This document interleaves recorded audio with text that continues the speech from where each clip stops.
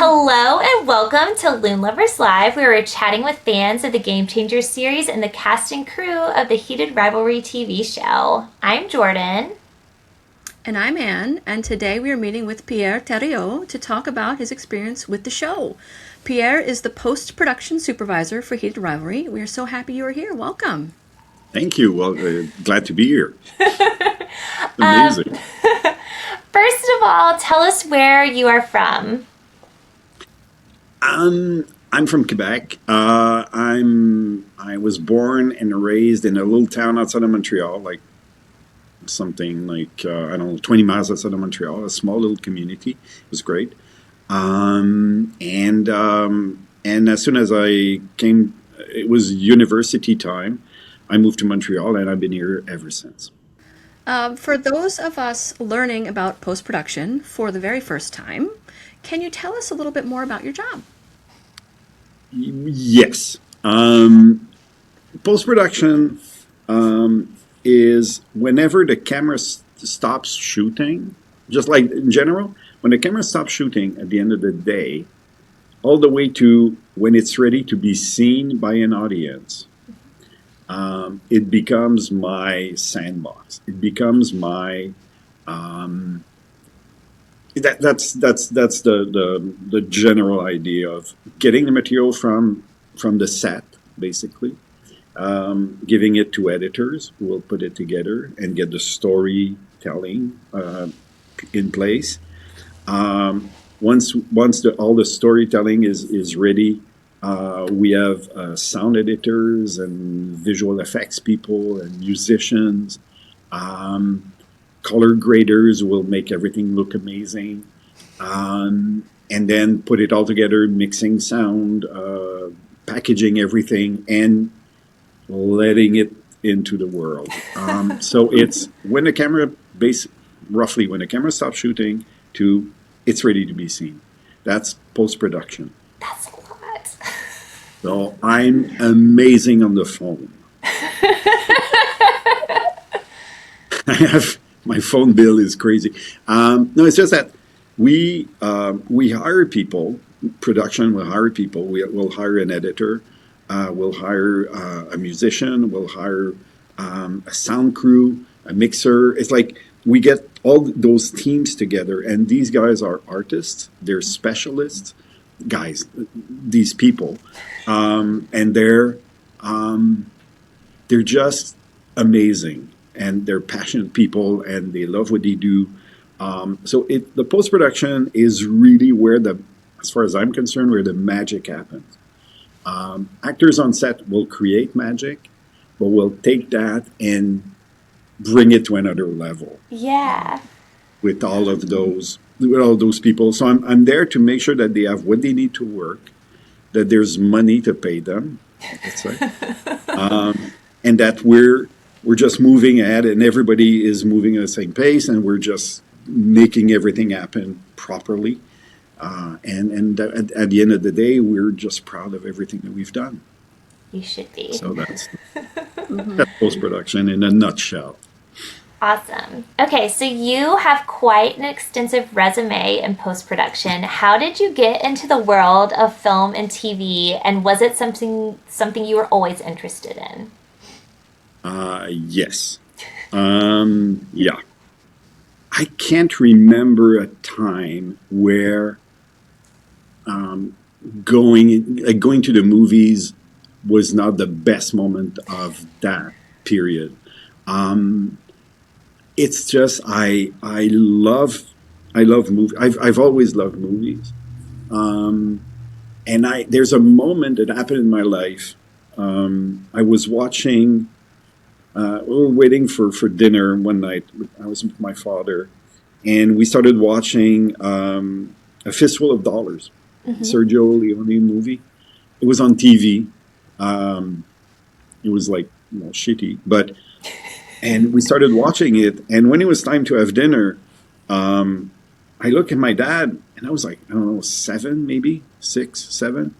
I looked at my dad, and we both said, yeah, we're getting our plates, and we're coming back in front of the TV. Aww. And we just watched the movie. And back in the days, there was no internet, there was nothing. So learning about Sergio Leone was hard. It was like I had to go to the library and see, but and then there was another movie that came out a few months later. It was for a few dollars more, and I was like, I'm watching it, and that's how it began. I just fell in love with the work from Sergio Leone, and then started discovering the work of other people.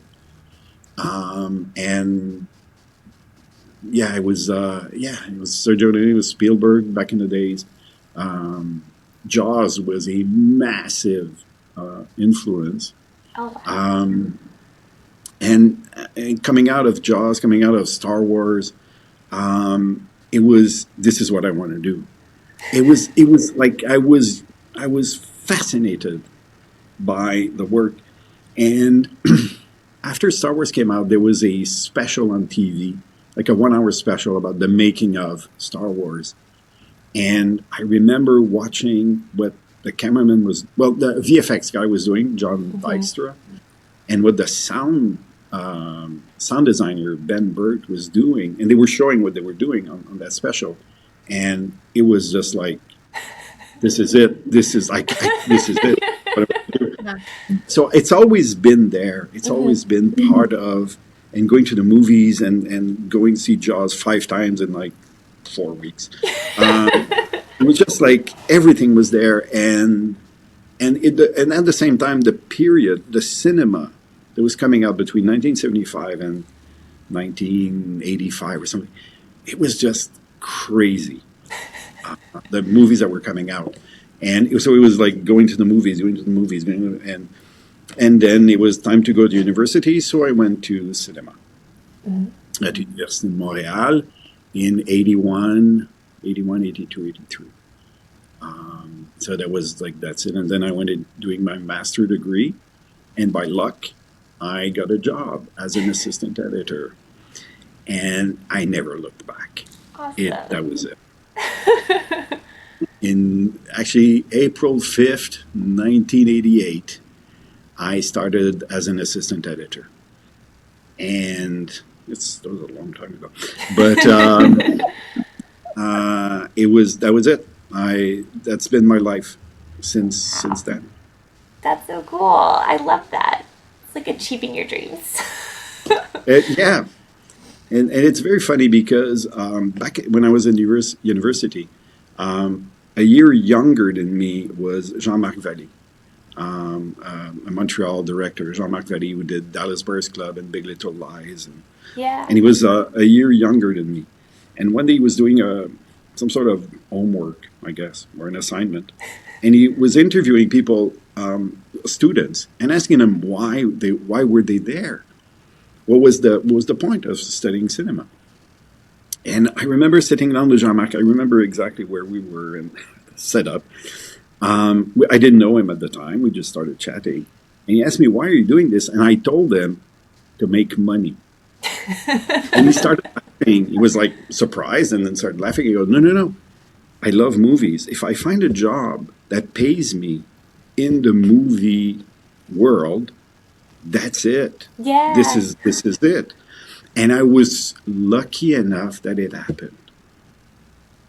Yeah, that's really lucky to get to do that. So like tonight we're doing this, but a lot of nights I'll watch a movie that I've been working on, and then we have to screen something.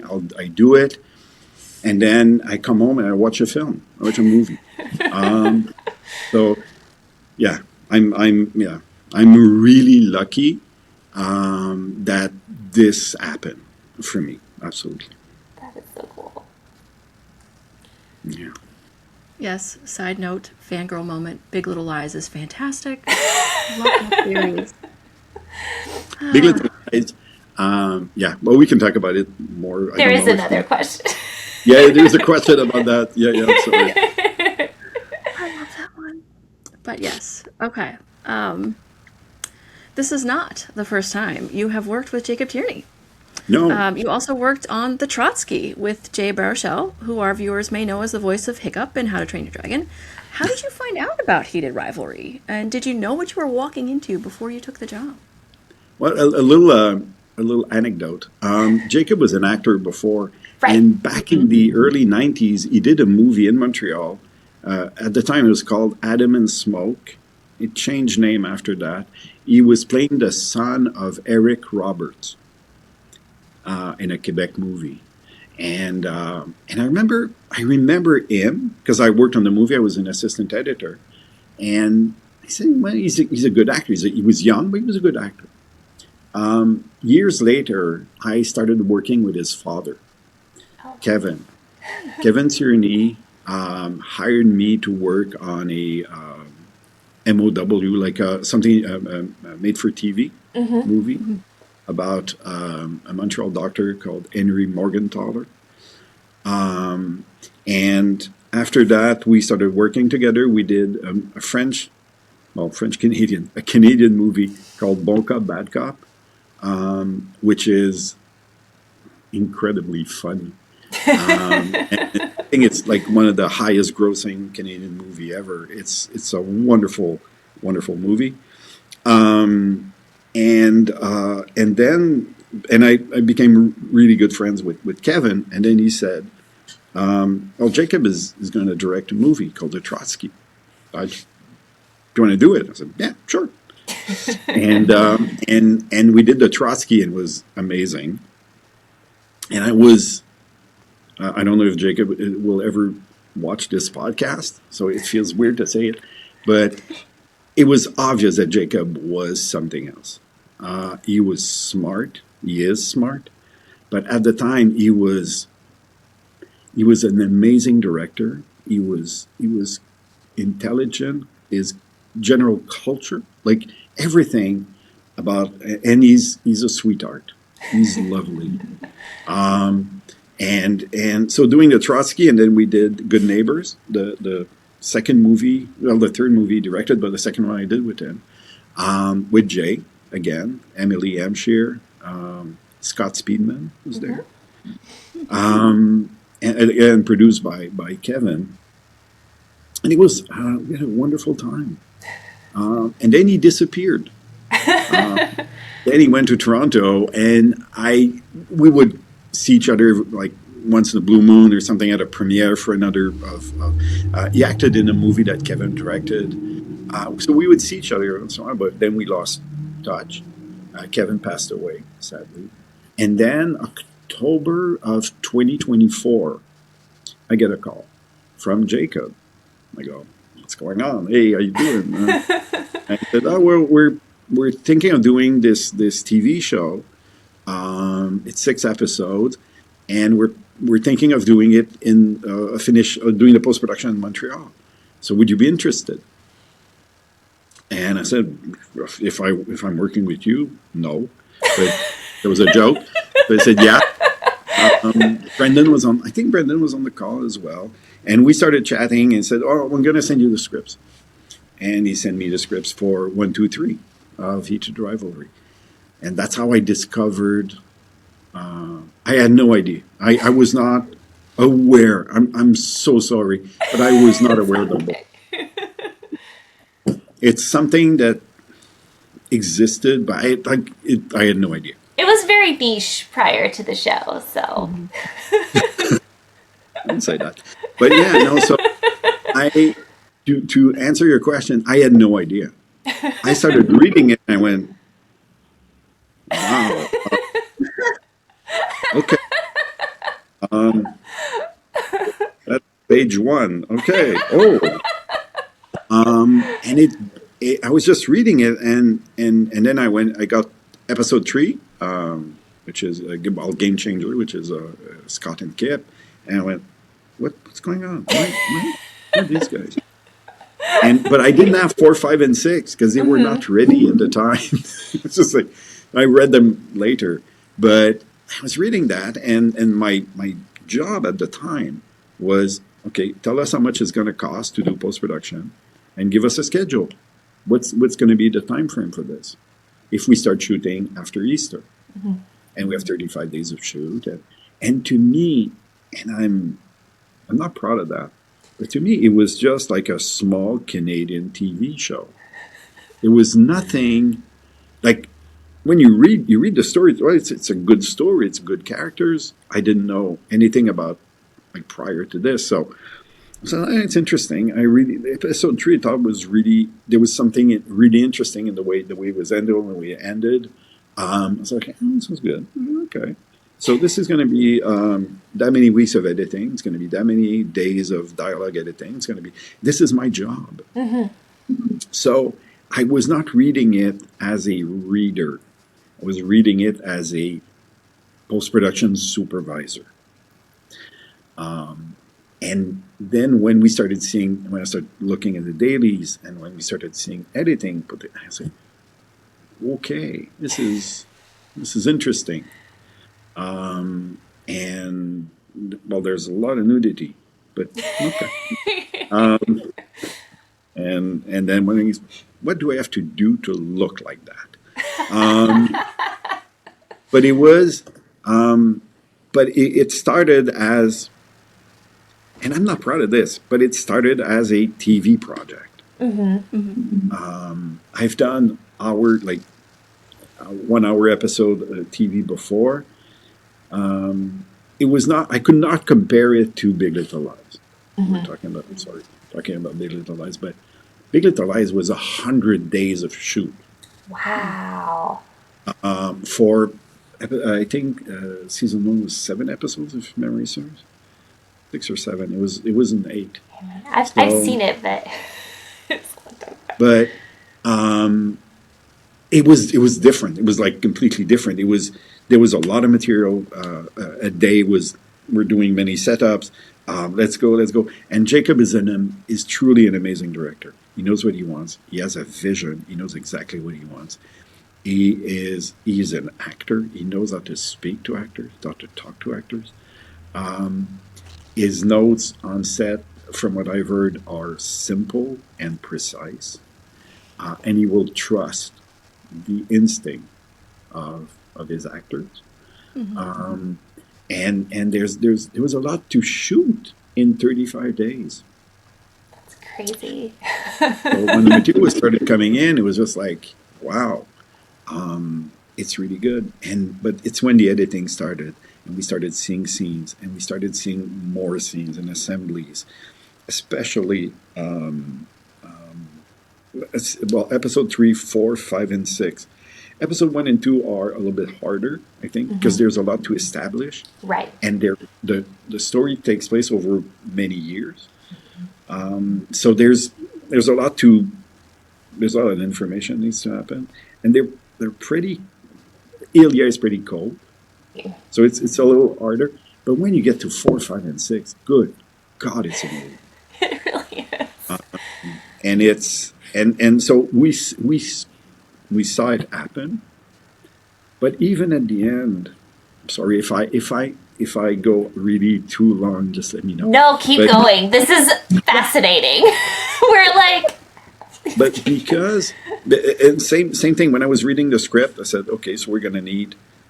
There's a lot of hockey games. We're going to need VFX. We're going to need commentators. We're going to need this. We're going to need that, blah, blah, blah. And it started in my mind. I was breaking it down. So I came back with a budget, spoke with Brendan about it, Brendan and Jacob, and we put something together. I put together a schedule, and like, let's go. This is what we're doing. And as we were doing it, although we were finding the episodes to be interesting and they would involve, like, get you, I guess. It was still work. So it was, okay, do we have the VFX for this scene? How many VFX can we afford here? What's going to be the music? We need ADR for, ADR is when you re-record an actor to redo lines because of background noise or something. Saying, okay, this is going to be do this. So it was always a technical aspect. So the first time, and this is so weird, the first time I really saw the show was at the premiere in Montreal a week before, where I sat down and I was watching, and it was people around reacting, and I got into it. But before, sadly, but it's work. Right, right. Right. It's just having these. You go through everything with a magnifying like glass or lens, I don't know. But you're looking at every frame and say, okay, do we have to correct this? Oh, are we seeing a reflection of something we shouldn't see? Are we? So there's a crazy amount of stuff that we had to correct. So, and then the text messages became a nightmare, and it was just all these moments that we have to consider. So being able to watch it as an audience for me takes a while. Yeah. I was rewatching it after I was watching the shows between Christmas and New Year's. I was like, oh, this is a really great show.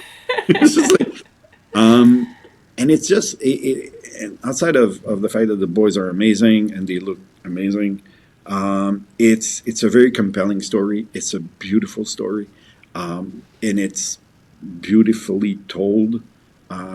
Jacob is amazing, and like everything put together. It's like the perfect storm of good things. Yeah. Yes, yes. And I was, it was a small part of it. A big part of it. That's a lot of important part. stuff. Very you have sweet. your hands on everything. That's very cool. Yeah. Yeah, especially when I don't have a voice. Yeah. The next one we have is you've worked on a wide range of different films and shows, from sci-fi films like The Colony and a Fountain to incredible dramas like We'll Find Happiness, Big Little Lies, and a recent animated film, Space Cadet. What are the differences in post-production between something like The Colony and Heated Rivalry?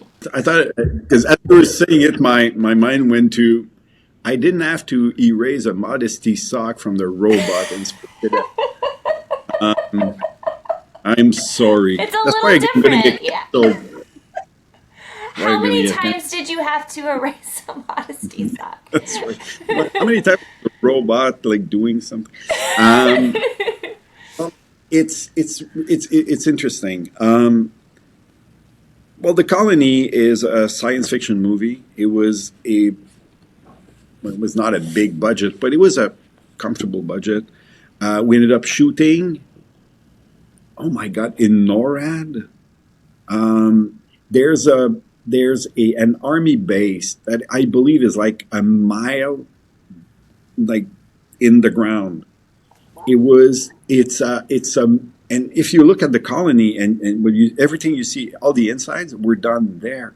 It's a massive, massive army base that is way underground in case of a nuclear attack. And it was built probably in the 70s or something, I don't know, but Cold War or the 60s maybe. But it's an insane amount of concrete. And I think to go down the slope was at a certain number of degrees because Army like couldn't be too, like, if it was too dangerous, it was too steep, and it took like forever to go down. And the whole thing was just a crazy science fiction project. The director was coming from Vancouver, I think. Can't remember his name now. Great guy. But it was a low budget for the scope of the work. There was a lot of VFX because it was snowing all the time. And as soon as you were outside, and there were cannibals, like crazy, insane people were like basically cannibals. Oh my God. So it was like a true science fiction horror type movie. I had a wonderful time doing it, and because the soundscape was crazy, but it's completely different. Honestly, it's as far. It's funny, but it's as far from Heated Rivalry as Space Cadet is from Heated Rivalry. Heated Rivalry is really grounded. There's let's say there's something really dreamy about the whole thing, but where it's dreamy for Heated, it was a nightmare for Colony. So, but in terms, but both of these projects are Canadian projects, which means we have to do like the big boys with a quarter of the budget or a tenth of the budget.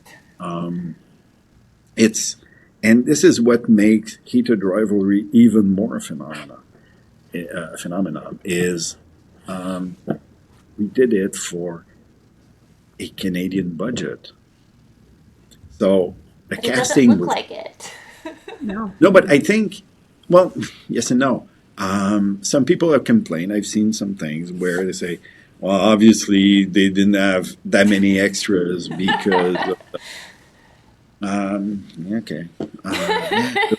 But at the end of the day, honestly, nobody cares. It's Ilya, it's Shane, it's Skip, it's Scott, it's Yuna and her husband.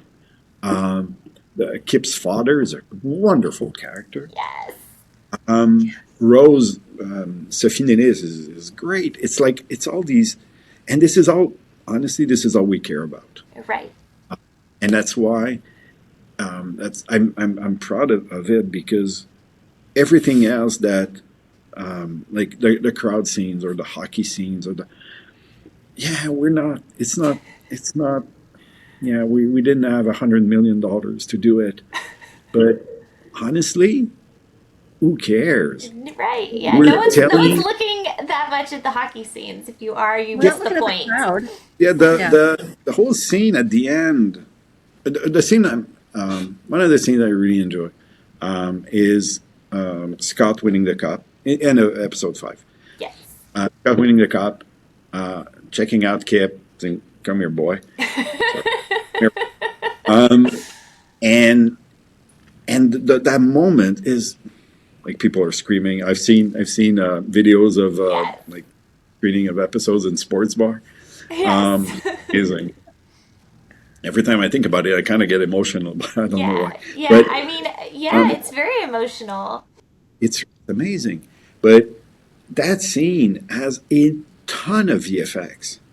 Nobody realized. Well, the crowd, obviously, but the logos in the ice.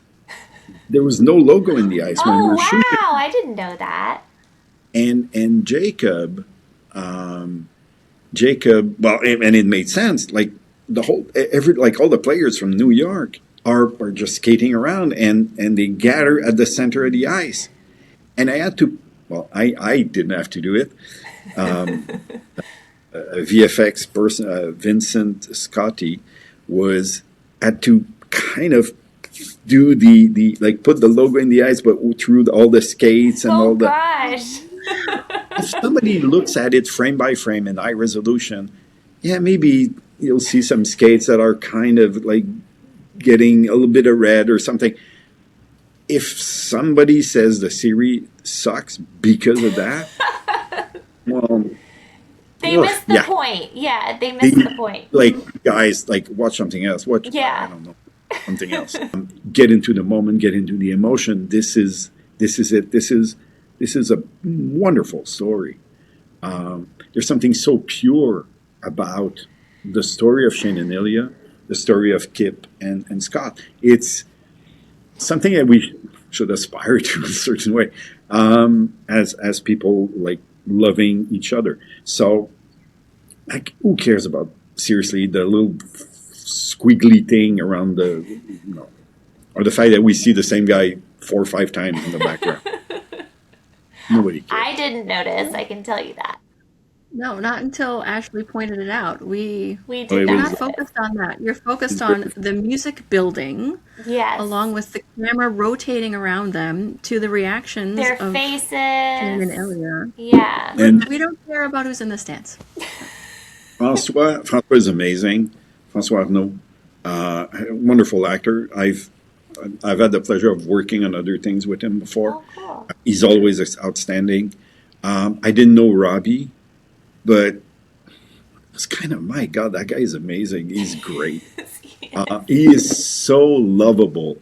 You want to go and have a beer with him. He was such, and he looks amazing. But he was such a refreshing character. And his friends are amazing. There's no, what I like about the show, I'm sure I'm not the only one, but what I like about the show is there's no trauma. There's no menacing presence of anything. Scott and Kip have their moment. They start going out. They go to the art gallery. Scott is uncomfortable. He leaves. They start talking. It's a normal conversation. Nobody screams. Nobody throws plates. The dad is amazing. He's not ridiculous or anything. He's just perfect. And Robbie has this, Kip has this vulnerability about him. And you just want to hug him. So everything was working. It's a perfect, no, sorry. Episode 5 has a perfect moment. It really is. Yeah. I'm just reliving it in my mind. I know, me too.